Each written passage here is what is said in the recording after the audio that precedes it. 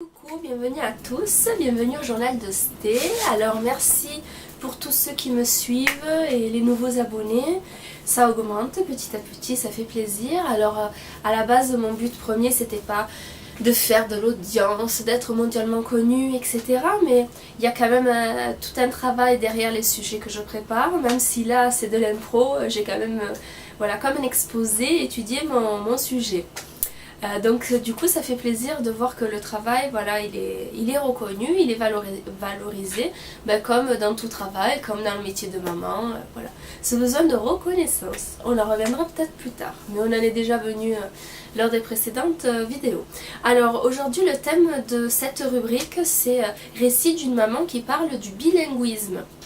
Alors vous l'aurez tous compris, je suis italienne, je suis quand même fière de mes origines, voilà, je perdure donc mes cultures, vous avez vu, j'ai fait des vidéos en italien, donc pour ma famille et mes amis qui me suivent de là-bas et qui veulent comprendre au mieux mes petites rubriques.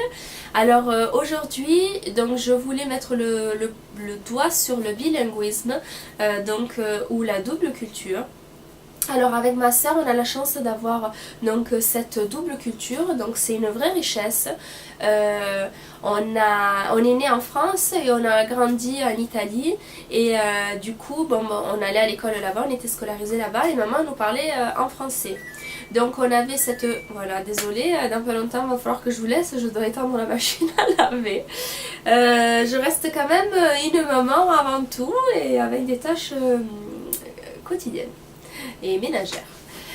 Bon bref, donc du coup on avait cette double culture, donc en vivant en Italie, donc la culture italienne, et maman donc elle nous apprenait le français, donc du coup la culture française, vu qu'on venait quand même assez régulièrement donc ici en France, et pour moi il était tout naturel de transmettre donc cette culture italienne à mes enfants. Alors nous ça a été l'inverse, hein, on vivait en France et donc j'ai appris aux petits l'italien, donc c'est venu très vite à la maternité, dès les premiers instants. Alors pour la première j'ai dû me forcer un peu quand même à parler en italien parce que j'avais plus l'habitude de parler en français, forcément ça fait plus de 20 ans qu'on est ici maintenant. Et du coup, voilà, après ça coule de source et ça perdure. Alors je parle uniquement en italien avec mes enfants. J'estime que les grands-parents et mon mari leur parlent en français. Puis étant scolarisés ici dans une école publique française, forcément ils apprennent le français. Et du coup, voilà, avec mon père, on est les seuls à parler l'italien aux petits, uniquement en italien. Et je pense que c'est un avantage, c'est une richesse pour eux. Ils savent d'où ils viennent, c'est leurs origines. Ils sont, oui, français, mais aussi italiens. Il faut pas oublier, quand même. Et alors, dans la rue, lorsque les gens m'entendent parler uniquement en italien à mes enfants, alors il peut y avoir plusieurs cas de figure. Il y a un peu l'admiration, les gens ils sont admiratifs de voir que on sait parler plusieurs langues, qu'on parle très bien français par la suite. Et après, il y a les gens qui nous regardent un peu d'un mauvais œil parce que pour eux, ils estiment qu'ici on est en France et qu'il faut parler français et que peut-être ils prennent ça pour une agression, je sais pas, ou c'est mal vu. En tout cas, je comprends pas trop ce point de vue là, étant donné que nous faisons rien de mal, c'est quand même ma culture, je ne peux pas renier mes origines, c'est comme ça, et c'est mon choix d'avoir, voilà, de leur parler en italien, sans être trop extravagant bien entendu. Alors, j'ai une question quotidienne qui m'est posée par les gens que je peux croiser dans la rue, à l'école, au supermarché, au parc, peu importe, qui est: est-ce que vous trouvez ça un peu ahurissant comme moi? Mais vos enfants, ils comprennent ce que vous dites? Alors la prochaine fois, je poserai la question, mais vos enfants, quand vous leur parlez français, ils comprennent ce que vous dites aussi? Parce que c'est exactement la même chose. Alors réveillez-vous les gens. Oui, on parle italien, vous comprenez pas, mais les petits comprennent, ils ont grandi là-dedans. C'est bizarre quand même de se poser ce genre de questions. Bien sûr qu'ils comprennent, bien sûr qu'ils répondent, des fois ils répondent pas, mais bon ça viendra après, je les force pas par contre.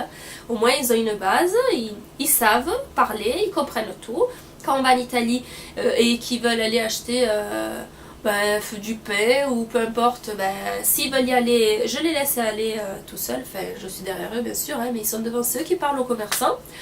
Et, euh, et voilà, bien sûr qu'ils comprennent, bien sûr qu'ils savent parler. Et voilà, c'est un peu, pour certaines personnes, un peu l'inconnu. Donc du coup, c'est pas beau, c'est méchant. On le rejette. Voilà, on le rejette.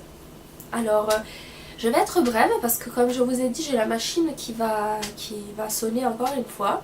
Est-ce que vous aussi, comme moi, vous êtes fiers de vos origines et que vous voulez les transmettre à vos enfants, ou au contraire, est-ce que vous n'osez pas parce que plein de choses, je sais pas, le regard des autres, vous n'avez pas envie, c'est vrai que c'est une énergie supplémentaire, c'est un effort qu'on doit faire. Alors, petit aparté aussi, moi je trouve que, étant donné qu'on est dans un monde qui se mondialise, et parler plusieurs langues c'est un gros avantage. Alors pour nous, ne serait-ce qu'à l'école, lorsqu'il fallait passer des examens, on prenait l'italien en option et ça rapportait un max de points, c'était cool. Moi j'ai été agent immobilier, j'ai eu des clients italiens et espagnols parce que mine de rien, l'italien c'est une langue cousine de l'espagnol. Les langues latines ça se ressemble, même s'il y a pas mal de faux amis. Et du coup ça nous a quand même aidé à apprendre donc l'espagnol plus facilement. Et j'ai conclu plein de ventes et plein de locations grâce au fait que les clients ils avaient confiance en quelqu'un qui les comprenait et qui parlait leur langue. Et du coup pour moi je vois que les points positifs. Voilà, écoutez, je vous laisse commenter. Là, voilà, ma patronne m'a appelé. Elle a sonné. Alors, si vous voulez commenter, vous abonner, c'est très simple. S'abonner, vous allez être donc soit synchronisé avec le téléphone, donc vous abonner facilement, soit vous allez être redirigé. Il faut mettre l'adresse mail, mot de passe et date de naissance. Je vous laisse, il fait très beau aujourd'hui, ça s'annonce, j'espère, un bon week-end. Moi je vais voir si je fais des vidéos ce week-end, tout dépend si mon mari vient ou pas. Alors s'il vient pas, vu qu'il y a maman qui va rentrer aujourd'hui, je pense que je laisserai les enfants 1 ou 2 heures pour souffler, peut-être vous parler de notre sujet. En tout cas voilà, ça me fait plaisir, ça me touche, tous vos commentaires, vos appels, les textos, les messages sur Facebook. Alors continuez, ça m'encourage à moi continuer aussi à trouver d'autres sujets et à me poser des vraies questions et des questions que plein de mamans peuvent se poser. Je vous dis à bientôt. Si je ne vous revois pas du week-end, bon week-end et à lundi. Ciao ciao!